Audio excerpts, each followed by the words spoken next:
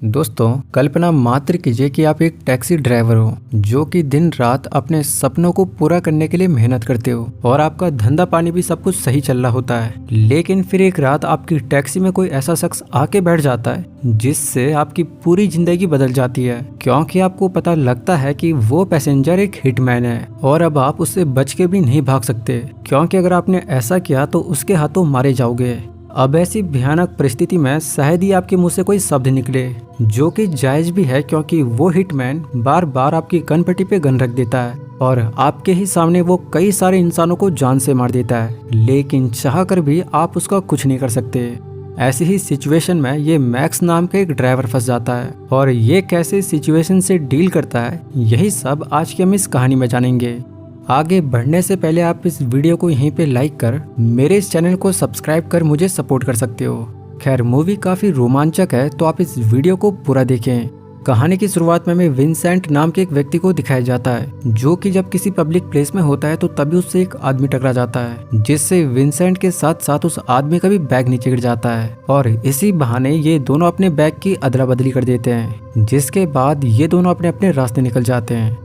इसके बाद हमें मैक्स नाम के एक कैब ड्राइवर को दिखाया जाता है, जो कि लॉस एंजलिस शहर में टैक्सी चलाता है और आज मैक्स की टैक्सी में एनी नाम की एक लड़की बैठती है, जो कि यूएस अटर्नी में लॉयर का काम करती है। टैक्सी में मैक्स और एनी के बीच अब काफी अच्छी बातें होने लगती है और एनी को पता लगता है कि मैक्स अपना खुद का एक बिजनेस खोलना चाह रहा है, जिसके लिए वो टैक्सी चलाकर पैसे इकट्ठा कर रहा है। मैक्स एनी से काफी अच्छे ढंग से बात करता है, जिससे एनी मैक्स से काफी इम्प्रेस हो जाती है और कहती है कि उसकी लॉयर की जॉब उसे कोई खास जॉब नहीं लगती, बल्कि उसे हर रोज कोर्ट तक जाने के लिए खुद को मनाना पड़ता है। बातों ही बातों में मैक्स एनी को बताता है कि वो बस माँ के सपने को पूरा करने के लिए मेहनत कर रहा है, क्योंकि उसकी माँ का सपना है कि मैक्स एक बहुत ही बड़ा बिजनेसमैन बने।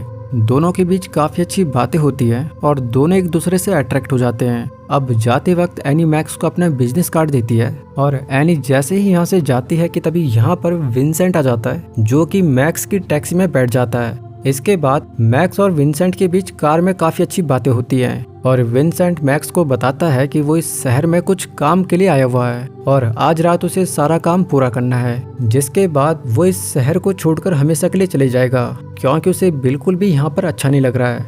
बातों ही बातों में विंसेंट का स्टॉप आ जाता है और अब मैक्स विंसेंट को उसके ठिकाने पर छोड़ देता है, लेकिन अब तक विंसेंट मैक्स से काफी प्रभावित हो चुका है, क्योंकि मैक्स को इस शहर का हर रास्ता, हर शॉर्टकट पता होता है। चूँकि विंसेंट के पास अपने काम को खत्म करने के लिए सिर्फ आज रात का ही वक्त होता है और विंसेंट को आज रात कई जगहों पर मीटिंग करने के लिए जाना होता है, तो यहाँ पर विंसेंट मैक्स को बताता है कि वो आज रात उसी के साथ रुक जाए, क्योंकि इस मीटिंग के बाद उसे और भी मीटिंग्स में जाना है। मैक्स यहाँ पे कुछ बोले कि तभी विंसेंट अपनी जेब से $600 निकालता है और उसे मैक्स को दे देता है। ये मैक्स के किराए से कई ज्यादा पैसा होता है, इसीलिए मैक्स इस काम के लिए मान जाता है। जिसके बाद विंसेंट यहाँ से सीधे बिल्डिंग में मीटिंग अटेंड करने चले जाता है, तो वहीं मैक्स उसी बिल्डिंग के नीचे अपनी कार को पार्क कर वहीं पर विंसेंट का इंतजार करता है। हमें विंसेंट को बिल्डिंग के अंदर दिखाया जाता है, जो कि एक आदमी से मुलाकात करता है। तो वहीं इसी पल जब मैक्स अपनी टैक्सी में डिनर कर रहा होता है कि तभी बिल्डिंग से एक शख्स की लाश उसकी टैक्सी के ऊपर गिर जाती है, जिससे मैक्स अब बुरी तरह डर जाता है और इसी पल यहाँ पे विंसेंट भी आ जाता है, जो कि एक कैजुअल वे में मैक्स को कहता है कि वो इतना डरा हुआ क्यों है, उन दोनों को जल्दी से इस लाश को वहाँ से हटाना होगा। इतना कहते ही मैक्स समझ जाता है कि इस आदमी को किसी और ने नहीं बल्कि विंसेंट ने ही मारा है। मैक्स अब पूरी तरह डर जाता है, क्योंकि अब उसे पता लग रहा है कि इतनी देर से वो अपनी टैक्सी में एक हिटमैन को घुमा रहा था। मैक्स यहाँ पे विंसेंट को साफ साफ कह देता है कि वो उसकी मदद नहीं करने वाला, लेकिन इतना सुनते ही विंसेंट काफी गुस्सा हो जाता है और वो मैक्स को गन पॉइंट पे ले लेता है और कहता है कि जैसे वो कह रहा है वो वैसा ही करे। मैक्स अब काफी घबरा जाता है, लेकिन विंसेंट उसे बताता है कि इसमें घबराने वाली कोई बात नहीं है, उनको बस इस लाश को ठिकाने लगाना होगा। जिसके बाद वो दोनों उस लाश को नीचे उतारते हैं और कार की डिग्गी में बंद कर देते हैं और फिर यहाँ से निकल जाते हैं। इनके निकलने के साथ ही यहाँ पे कुछ देर बाद रे नाम का एक पुलिस डिटेक्टिव आता है, जो कि उसी आदमी से मिलने आया हुआ है जिसे विंसेंट ने कुछ ही देर पहले मार दिया है। डिटेक्टिव रे जब उस शख्स के रूम में जाता है तो वो शख्स उसे रूम पर नहीं मिलता। डिटेक्टिव रे देखता है कि इस कमरे की खिड़की टूटी हुई है, जिससे डिटेक्टिव रे समझ जाता है कि उस शख्स को किसी ने मार दिया है। इसीलिए वो पूरे पुलिस डिपार्टमेंट को इस बारे में जानकारी देता है। अब यहाँ पर उस शख्स को विंसेंट ने क्यों मारा ये आपको कुछ ही देर में पता लग जाएगा। अब यहाँ पे मैक्स काफी डरा हुआ है, वो एक कातिल को अपनी कैब में घुमा रहा है। विंसेंट मैक्स को शांत करने के लिए कहता है कि वो शख्स एक कातिल था और वो खुद ही खिड़की से नीचे गिरकर मारा गया, तो इसमें परेशान होने वाली कोई भी बात नहीं है। दुनिया में लाखों लोग हर रोज मरते हैं, कितने सारे एक्सीडेंट दुनिया में होते हैं, कितने ही लोग भूख के कारण मारे जाते हैं। तब तो मैक्स को उनकी कोई फिक्र नहीं होती, लेकिन इस आदमी के मारे जाने से वो इतनी फिक्र क्यों कर रहा है। मैक्स विंसेंट को कहता है कि चाहे वो इसकी टैक्सी ले ले लेकिन उसे जाने दे, और वो इस बारे में किसी को भी नहीं बताएगा। लेकिन विंसेंट कहता है कि वो चुपचाप अपनी गाड़ी चलाने पे ध्यान दे। आगे बीच रास्ते में इन्हें पुलिस रोक देती है क्योंकि इनकी गाड़ी का शीशा टूटा हुआ है। पुलिस देखती है कि शीशे के पास खून भी लगा हुआ है, तो पुलिस इसके बारे में मैक्स से पूछती है। तो फिर यहाँ पे मैक्स कहता है कि उसकी गाड़ी से एक हिरन टकरा गया था। लेकिन पुलिस को मैक्स पे शक हो जाता है क्योंकि मैक्स काफी घबराया हुआ है। विंसेंट यहाँ पे मैक्स को कहता है कि वो जल्दी से इन पुलिस वालों को भगा दे, वरना वो इनको भी मार देगा। पुलिस वाले मैक्स को डिग्गी खोलने के लिए कहते हैं, तो वहीं विंसेंट को कहते हैं कि उन्हें यहाँ से एक दूसरी टैक्सी पकड़नी पड़ेगी क्योंकि इस टैक्सी की विंडशील्ड टूटी हुई है, तो उन्हें यहाँ से इसे रिपेयरिंग शॉप में भेजना पड़ेगा। पुलिस वाले डिग्गी को खोले कि तभी विंसेंट टैक्सी से बाहर आ जाता है और वो पुलिस वालों को मारे कि तभी पुलिस वालों को एक कॉल आ जाता है और वो यहाँ से निकल जाते हैं। और इस तरह यहाँ पे विंसेंट बच जाता है, या ये कहें कि पुलिस वाले बच जाते हैं। अब आगे विंसेंट का दूसरा स्टॉप आ जाता है और मैक्स को यहाँ पे पता है कि विंसेंट यहाँ पर भी किसी का कत्ल करेगा, लेकिन वो चाहकर भी कुछ नहीं कर सकता क्योंकि विंसेंट ने उसके दोनों हाथ स्टीयरिंग से बांध दिए होते हैं ताकि मैक्स कहीं भी भाग न जाए। विंसेंट यहाँ पे अपने दूसरे शिकार को मारने जाए कि तभी यहाँ पर मैक्स को उसके बॉस का कॉल आ जाता है, जो कि मैक्स को बताता है कि उसे पुलिस वालों से जानकारी मिली है कि उसने टैक्सी का एक्सीडेंट करवा लिया है। और इस बात पर मैक्स का बॉस काफी गुस्सा होता है और कहता है कि उसे टैक्सी के नुकसान के पैसे खुद अपनी ही जेब से भरने पड़ेंगे।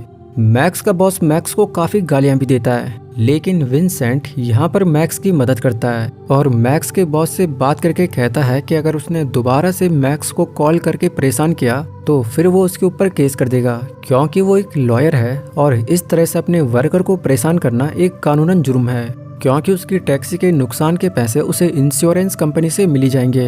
विंसेंट की इस बात पर मैक्स का बॉस घबरा जाता है और वो विंसेंट से माफी भी मांगता है। अब इसके बाद विंसेंट यहाँ से अपने काम के लिए निकल जाता है। वहीं मैक्स के दोनों हाथ स्टीयरिंग से बंधे हुए होते हैं, तो वो यहाँ पर हॉर्न बजाना शुरू कर देता है ताकि लोग उसकी मदद करने आ सके।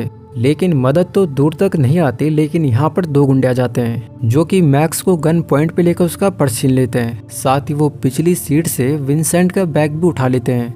लेकिन वो दोनों गुंडे यहाँ से जाए कि तभी यहाँ पर विंसेंट आ जाता है। वो दोनों गुंडे विंसेंट को भी गन पॉइंट पे ले लेते हैं, लेकिन उन्हें ये नहीं पता कि विंसेंट कितना बड़ा गुंडा है। विंसेंट एक झटके में उन दोनों को गोली मारकर उन्हें वहीं पे ढेर कर देता है। विंसेंट अपना बैग वापस लेता है और मैक्स को कहता है कि उसी की वजह से ये दोनों मारे गए, तो इस बात पे मैक्स को पछतावा होना चाहिए। लेकिन मैक्स का दिमाग अब पूरी तरह सुन पड़ चुका है क्योंकि वो विंसेंट के किए गए कत्लों का हिस्सा बन गया है। तो यहाँ पे विंसेंट मैक्स को कहता है कि वो इस बारे में ज्यादा न सोचे, और मैक्स का मूड फ्रेश करने के लिए विंसेंट उसे एक जैज क्लब लेके जाता है। वहीं इधर डिटेक्टिव रे को पता लगता है कि जिस जगह पे कत्ल हुआ था उस जगह पे एक टैक्सी खड़ी थी और इस शहर में हर रोज 4000 टैक्सियां चलती हैं, तो कातिल को पकड़ना काफी मुश्किल होगा। डिटेक्टिव रे को यहाँ पे पता लगता है कि जिस आदमी का यहाँ पे मर्डर हुआ है वो फेलिक्स नाम के एक बड़े आदमी के लिए ड्रग सप्लाई करने का काम करता था। यहाँ पर आप इस फेलिक्स नाम को याद रखें क्योंकि ये हमारे आगे काम आएगा। वहीं इधर विंसेंट और मैक्स क्लब में जैज म्यूजिक को एंजॉय कर रहे होते हैं और यहाँ पे विंसेंट को डेनियल नाम के एक आदमी का जैज म्यूजिक काफी पसंद आ जाता है, तो वो डेनियल को अपने टेबल पे ड्रिंक एंजॉय करने का इनविटेशन देता है, जिसके बाद डेनियल मैक्स और विंसेंट के साथ ड्रिंक एंजॉय करता है। बातों ही बातों में मैक्स को लग जाता है कि अब विंसेंट डेनियल का भी कत्ल करने वाला है, इसीलिए वो विंसेंट को यहाँ से चलने के लिए कहता है। अब तक डेनियल को भी पता लग गया है कि विंसेंट यहाँ पे उसका कत्ल करने आया हुआ है। विंसेंट डेनियल को कहता है कि अगर वो एक सवाल का सही जवाब देगा तो वो उसे यहाँ से जाने देगा। तो विंसेंट डेनियल से सवाल करता है और डेनियल उस सवाल का बिल्कुल सही जवाब देता है। बावजूद इसके विंसेंट डेनियल को मौत के घाट उतार देता है। इस बात पे मैक्स काफी गुस्सा हो जाता है क्योंकि सही जवाब देने पर भी विंसेंट ने डेनियल को मार दिया और अब इस बात से मैक्स पूरी तरह घबराया हुआ है और विंसेंट को कहता है कि भले ही वो उसे अब मार दे लेकिन वो उसका साथ अब जरा भी नहीं देगा। मैक्स को लगता है कि विंसेंट अपना सारा काम निकलवाने के बाद उसे भी मार देगा क्योंकि विंसेंट के अंदर जरा भी दया का भाव नहीं है। विंसेंट और मैक्स के बीच अब हाथापाई भी हो जाती है कि तभी इसी पल मैक्स को उसके बॉस का कॉल आ जाता है जो कि मैक्स को बताता है कि उसे उसकी माँ का बार बार कॉल आ रहा है तो एक बार वो अपनी माँ से बात कर ले। दरअसल मैक्स हर रोज अपनी माँ से मिलने जाता था जो कि अभी हॉस्पिटल में एडमिट होती है। विंसेंट जब इस बात को सुनता है तो वो मैक्स को कहता है कि उसने ये बात उसे पहले क्यों नहीं बताई। वो मैक्स को कहता है कि वो भी उसकी माँ को मिलने उसके साथ हॉस्पिटल जाएगा। विंसेंट मैक्स की माँ के लिए फ्लावर्स लेता है और उनसे मिलने मैक्स के साथ हॉस्पिटल जाता है। मैक्स की माँ मैक्स के ऊपर काफी गुस्सा होती है लेकिन वो विंसेंट से बड़े ही प्यार से बातें करती है। यहाँ पर मैक्स की माँ विंसेंट को बताती है कि उसका बेटा एक बहुत बड़ी कंपनी चलाता है इसीलिए शायद से उसे अपनी माँ से मिलने का टाइम नहीं मिल पाया होगा। दरअसल मैक्स ने अपनी माँ को झूठ बोला होता है कि उसका बेटा एक बहुत ही बड़ी कंपनी को ओन करता है और यहाँ पर अब ये झूठ विंसेंट के भी सामने आ जाता है। विंसेंट मैक्स की माँ से इतने अच्छे ढंग से बात करता है कि मैक्स की माँ विंसेंट को अपने बेटे की तरह ट्रीट करती है और इसी बात को लेकर मैक्स काफी नाराज हो जाता है क्योंकि वही विंसेंट के बारे में जानता है कि विंसेंट कितना बड़ा कातिल है। तब मैक्स यहाँ पे विंसेंट का बैग लेकर यहाँ से भागने लगता है और विंसेंट उसका पीछा करता है। आगे जाने पर मैक्स को अब लग जाता है कि विंसेंट उसे पकड़ लेगा तो वो विंसेंट के बैग को नीचे रोड पर फेंक देता है जिससे विंसेंट के बैग को गाड़ियां कुचल देती हैं और उस बैग के अंदर लैपटॉप भी होता है जिसमें उन लोगों की इन्फॉर्मेशन होती है जिन्हें विंसेंट ने आगे मारना होता है। इस बात पे विंसेंट मैक्स के ऊपर काफी गुस्सा हो जाता है लेकिन बावजूद इसके भी वो मैक्स को नहीं मारता। दूसरी तरफ हमें डिटेक्टिव रे को हॉस्पिटल में दिखाया जाता है जहां पर डिटेक्टिव रे हॉस्पिटल में मौजूद लाशों की छानबीन कर रहा होता है। यहाँ पे डॉक्टर डिटेक्टिव रे को आज की रात की 2 लाशें दिखाता है जिनको भी विंसेंट ने ही मारा होता है लेकिन रे को यहाँ पर वो लाश नहीं मिलती जिसके लिए वो यहाँ पे आया है क्योंकि वो लाश अभी मैक्स की टैक्सी की डिग्गी में पड़ी हुई है। यहाँ पे डॉक्टर डिटेक्टिव रे को बताता है कि उन्हें लगता है कि इन दोनों आदमी को एक ही कातिल ने मारा है क्योंकि कातिल ने पहले 2 गोलियां छाती पर और फिर उसके बाद एक सर पे मारी है।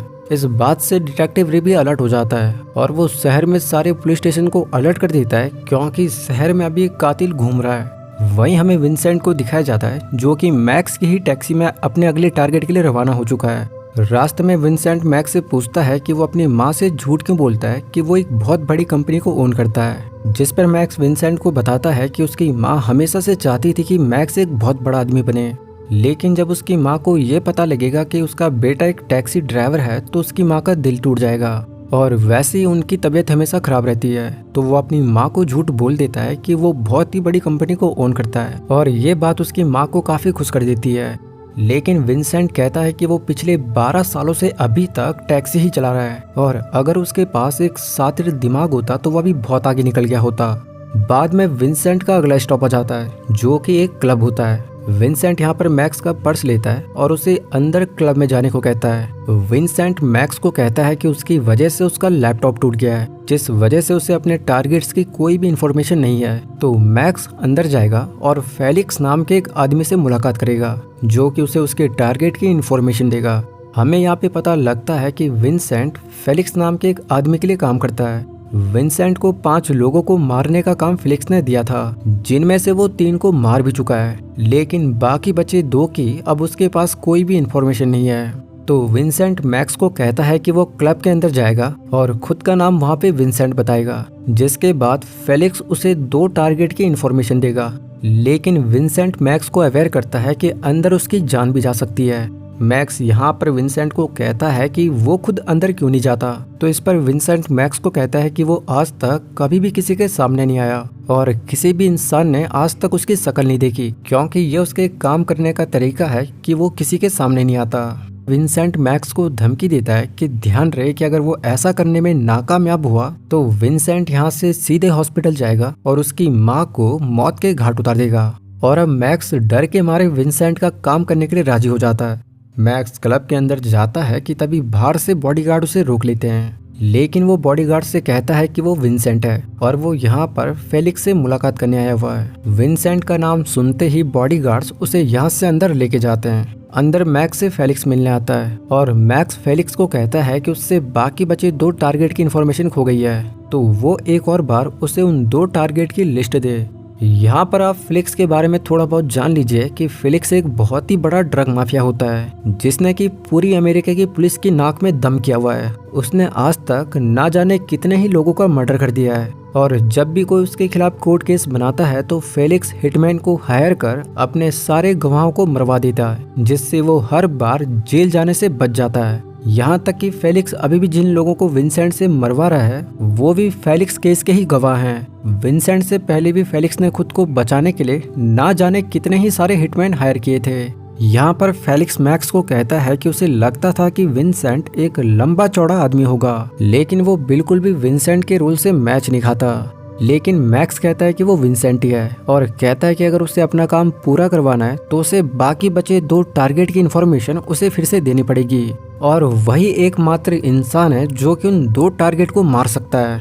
तो फेलिक्स यहाँ पर उसे बाकी बचे 2 टारगेट की इन्फॉर्मेशन उसे दे देता है और अपने आदमियों से कहता है कि जब इसका काम पूरा हो जाए तो वो इसे भी मार दे। मैक्स यहाँ पर बड़े कॉन्फिडेंट होकर फेलिक्स से बात करता है, जिससे फेलिक्स भरोसा कर उसे उन 2 टारगेट की इन्फॉर्मेशन दे देता है। लेकिन अब मैक्स के पीछे फेलिक्स के आदमी पड़े हुए हैं। दूसरी तरफ हमें पुलिस डिपार्टमेंट और FBI को दिखाया जाता है, जो कि फेलिक्स की CCTV रिकॉर्डिंग देख रहे होते हैं और उन्हें पता लग जाता है कि विंसेंट फेलिक्स से मुलाकात करने आया हुआ है। यहीं से FBI अब मैक्स के पीछे पड़ जाती है, लेकिन डिटेक्टिव रे जब मैक्स की टैक्सी को देखता है तो वो मैक्स के बारे में सारी डिटेल्स निकाल लेता है और डिटेक्टिव रे को यहीं पे पता लग जाता है कि ये विंसेंट नहीं है, बल्कि मैक्स से कोई जबरदस्ती ये काम करवा रहा है। लेकिन यहाँ पर FBI डिटेक्टिव रे की बात को इग्नोर कर देती है। उधर मैक्स जब बाहर आता है तो विंसेंट को उसके बाकी बचे 2 टारगेट की लिस्ट देता है, जिसके बाद विंसेंट यहाँ से सीधे एक नाइट क्लब में चले जाता है और पहली बार वो मैक्स को भी अपने साथ नाइट क्लब में लेके जाता है, क्योंकि विंसेंट का दिमाग काफी शातिर होता है। उसे पता है कि जरूर फेलिक्स ने मैक्स के पीछे अपने आदमी लगाए होंगे। मैक्स और विंसेंट जैसे ही क्लब में जाते हैं तो वहाँ पर फेलिक्स के आदमी भी आ जाते हैं, जो कि मैक्स को शूट करने वाले होते हैं कि तभी यहाँ पर विंसेंट उन सब लोगों को शूट कर देता है। साथ ही साथ अभी तक यहाँ पे FBI के एजेंट्स भी आ जाते हैं, लेकिन उन्हें भी यहाँ पर विंसेंट शूट कर देता है। यहीं पर विंसेंट को अपना चौथा टारगेट भी नजर आ जाता है। विंसेंट अपने चौथे टारगेट को भी मौत के घाट उतार देता है। मैक्स यहाँ पे फायरिंग देख काफी डर जाता है और यहाँ से बाहर भागने लगता है, लेकिन इसी पल उसे डिटेक्टिव रे पकड़ लेता है। मैक्स डिटेक्टिव रे से अपनी जान की भीख मांगता है। मैक्स डिटेक्टिव रे को बताता है कि वो विंसेंट नहीं है, बल्कि उसे विंसेंट ने ही ये सब करने के लिए मजबूर किया था। तो यहाँ पर डिटेक्टिव रे भी मैक्स को बताता है कि उसे पता है कि वो विंसेंट नहीं है, इसीलिए डिटेक्टिव रे उसे बाहर लेके आता है। लेकिन बाहर आते ही विंसेंट डिटेक्टिव रे को भी शूट कर देता है और इस बात से अब मैक्स काफी गुस्सा हो जाता है और वो विंसेंट से कहता है कि उसने डिटेक्टिव रे को क्यों मारा, बल्कि वो तो उसकी मदद करना चाह रहा था। विंसेंट और मैक्स के बीच अब इस बात को लेके काफी तीखी बहस हो जाती है, जहाँ पर मैक्स विंसेंट को काफी भला बुरा कह देता है। मैक्स कहता है कि उसे दूसरों को मारने में बड़ा मजा आता है, शायद से उसने कभी भी अपने परिवार में किसी को मरते हुए नहीं देखा। उसके जैसा घटिया आदमी उसने कभी भी अपनी जिंदगी में नहीं देखा। विंसेंट भी मैक्स के ऊपर बहुत गुस्सा हो जाता है और वो उसे कहता है कि अगर वो इतना ही अच्छा है तो बताए कि वो 12 सालों से अपने सपने को क्यों नहीं पूरा कर पाया। वो अपनी माँ को हमेशा झूठ बोलता है। उसके जैसा निकम्मा आदमी उसने अपनी लाइफ में नहीं देखा, जो कि 12 साल से टैक्सी चला रहा है, लेकिन आज तक भी वो अपने सपने को पूरा नहीं कर पाया।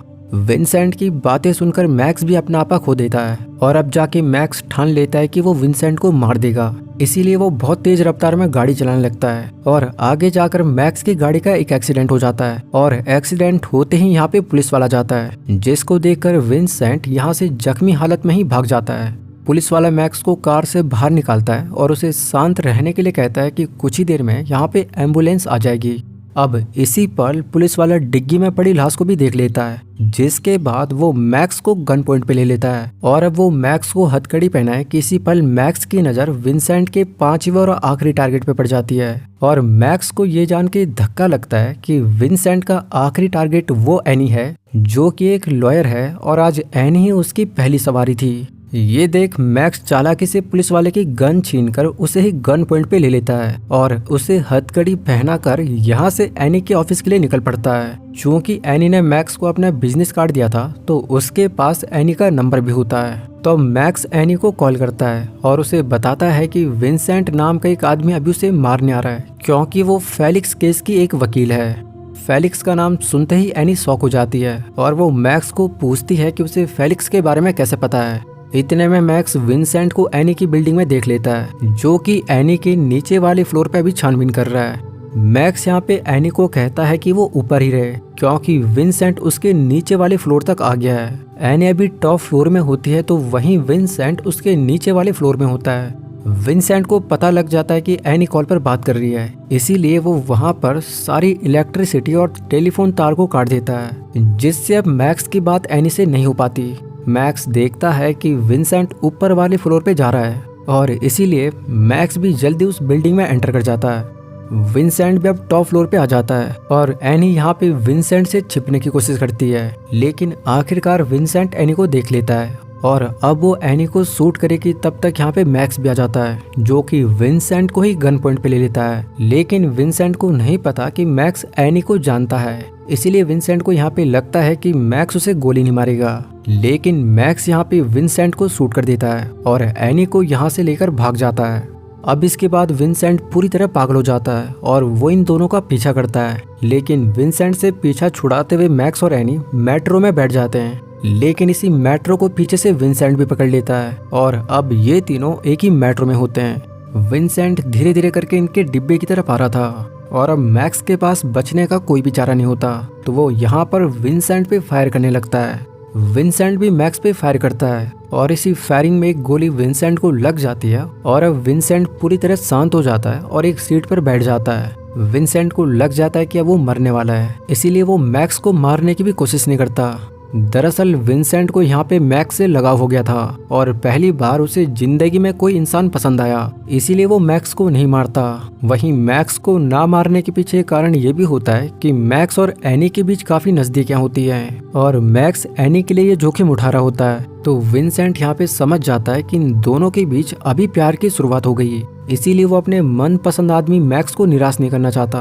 क्योंकि मैक्स भी विंसेंट के साथ काफी वक्त बिता चुका है तो उसे भी विंसेंट से लगाव हो जाता है, तो वो चुपके से विंसेंट के पास आता है और उसे कहता है कि यहाँ से कुछ ही दूरी पर हॉस्पिटल है और वो वहाँ ले जाकर उसे ठीक कर देगा। लेकिन विंसेंट उसे कहता है कि इससे कोई फर्क नहीं पड़ेगा, दुनिया में लाखों लोग एक दिन में मरते हैं और भला किसी को इस बात से क्या ही फर्क पड़ेगा कि एक आदमी मेट्रो में मारा गया। विंसेंट एक बहुत ही निर्दयी इंसान होता है, लेकिन एक निर्दयी इंसान के मन में भी पहली बार किसी को लेकर लगाव हो जाता है। मैक्स के अंदर की ईमानदारी और लगन को देख विंसेंट को मैक्स से लगाव हो गया था, इसीलिए उसने अब तक मैक्स को नहीं मारा था। कुछ ही पल बाद विंसेंट यहीं पे अपने प्राण त्याग देता है और मैक्स एनी को लेकर अगले स्टेशन में उतर जाता है और इसी सीन के साथ ये कहानी यहीं पे खत्म हो जाती है।